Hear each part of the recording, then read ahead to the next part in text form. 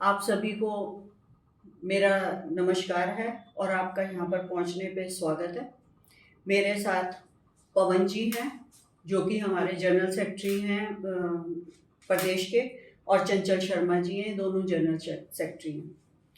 जैसा कि आप सब लोग जानते हो कि हमारी अब 18वीं लोकसभा का चुनाव होने की घोषणा हो चुकी है और देश के हर एक नागरिक इसमें भाग लेने के लिए उत्सुक हैं।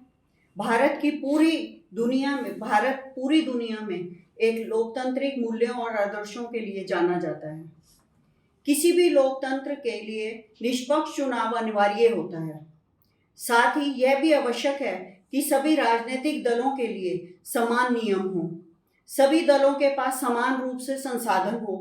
लेकिन जिस प्रकार से बीजेपी सरकार ने एक तानाशाह षड्यंत्र के तहत कांग्रेस पार्टी के बैंक खातों को फ्रीज किया गया है, ये एक रूप से लोकतंत्र पर हमला है। ये एक पार्टी को बचाने की बात नहीं है, ये लोकतंत्र को बचाने की बात है ताकि वो हम प्रयोग में ना ला सके। और हम राजनीतिक दल इनकम टैक्स के दायरे में नहीं आता, लेकिन पिछले 30 सालों के इनकम टैक्स के नोटिस कांग्रेस सरकार को दिए जा रहे हैं।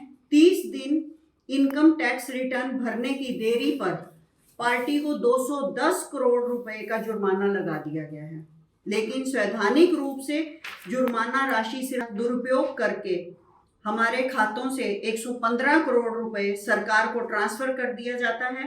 ये हमारी अपनी लड़ाई नहीं है, ये लोकतंत्र को बचाने की लड़ाई है।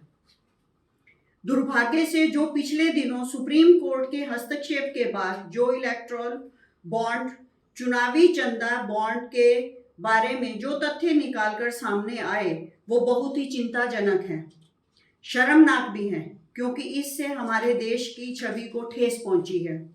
हमारे देश ने पिछले 70 सालों में निष्पक्ष चुनाव और स्वस्थ लोकतंत्र की जो छवि बनाई थी, उस पर प्रश्न चिन्ह लग गया है।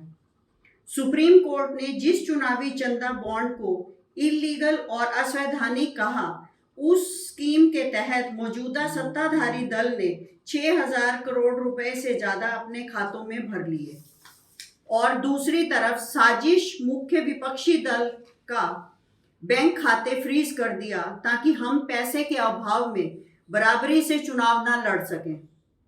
यह सत्ताधारी दल द्वारा एक खतरनाक खेल खेला गया है, इसके दूरगामी प्रभाव होंगे। पर यह स्पष्ट है कि इस तरीके से किसी राजनीतिक दल को असहाय बनाकर चुनाव लड़ने में बाधा उत्पन्न करना फ्री और फेयर इलेक्शन कभी नहीं कहा जा सकता। देश की जनता, एक आम नागरिक ये देख सकता है कि बीजेपी ने चुनावी चंदा बॉन्ड से 56% पैसे हथियाए हैं, वहीं कांग्रेस को मात्र 11% ही मिले हैं, और ये वो पैसे हैं जो बॉन्ड से बीजेपी ने लिया है। इसके अलावा जो कैश में इनके पास आता होगा, उसका तो कोई अकाउंट ही नहीं है। आप इसके खर्चे देखें, हर तरफ इनका एडवर्टाइजमेंट लगा है। रोज अखबार, टीवी, रेडियो, इंटरनेट, करोड़ों रुपए की बड़ी बड़ी रैलियां, रोड शो हो रहे हैं। देश के हर जिले में 5 स्टार बीजेपी ऑफिस बने हैं। कहां से पैसे आए? क्या ये बिना पैसे के हो रहा है? मैं कहना चाहती हूं कि बीजेपी ने किस तरीके से कंपनियों से ये पैसे लिए, क्योंकि सुप्रीम कोर्ट तथ्यों की जांच कर रहा है। हमें उम्मीद है कि सच्चाई बहुत ही जल्द हमारे सामने आ जाएगी। और अंत में देश के संवैधानिक संस्थाओं से अपील करना चाहती हूं कि अगर वो फ्री और फेयर इलेक्शन चाहते हैं, तो हमारी पार्टी को बगैर किसी रोक टोक के बैंक अकाउंट को इस्तेमाल करने दें। जो इनकम टैक्स का क्लेम है, वो अतः कोर्ट के निर्णय के अनुसार सेटल हो जाएगा। राजनीतिक दल टैक्स नहीं देते, बीजेपी ने कभी नहीं दिया। इसके बाद भी अगर हमसे मांगा जा रहा है, तो हम न्यायालय के अंतिम निर्णय का इंतजार करेंगे। परंतु 18वीं लोकसभा का चुनाव दोबारा नहीं होगा, इसलिए लेवल प्लेइंग फील्ड बने रहने के लिए ये बाधक है कि हमारे अकाउंट को तुरंत डीफ्रीज किया जाए। ये उनको मतलब 400 के पार तो ये लोगों को फुसलाने के लिए है ना, बहकाने के लिए है लोगों को। एक्चुअली तो उनको पता है कि हम हार रहे हैं, तो वो दूसरी पार्टियों को किस तरह से कमजोर बनाया जाए, उस तरह से कमजोर बनाने की कोशिश कर रहे हैं। पैसे की मार उनको उनके ऊपर करना चाह रहे हैं ताकि वो अपना प्रचार ना कर सके, प्रसार ना कर सके और चुनाव अच्छे तरीके से नहीं लड़ सके। जबकि ये एक संवैधानिक तरीका है कि जब भी चुनाव होते हैं तो सभी के लिए नियम एक होंगे और सभी को बराबर के संसाधन दिए जाएं। इसके खिलाफ कांग्रेस पार्टी क्या कोर्ट में जाएगी? कोर्ट में गए हुए हैं, जो टैक्सीज का लगाए गए हैं हमारे ऊपर इतने ज्यादा, जबकि 10,000 रुपए ही टैक्स लगना था, टैक्स इतने ज्यादा लगाए गए हैं, तो उसके लिए कोर्ट में गए हुए हैं, उसके इंतजार है हमारे। बीजेपी का कहना है मैम कि कांग्रेस कैश में डील करती है ज्यादातर, इलेक्ट्रॉन बॉन्ड में हम तो हमारे दिखते तो हैं, उनके दिखते ही नहीं है। और जहाँ तक आपने बात की कि 5 स्टार जो इन्होंने ऑफिस बनाए बीजेपी ने, कांग्रेस का टाइम था, तो आज अब हरियाणा का मुद्दा ले लीजिए, हरियाणा के हर जिले में एक अच्छी लोकेशन पे कांग्रेस भवन बने हुए हैं।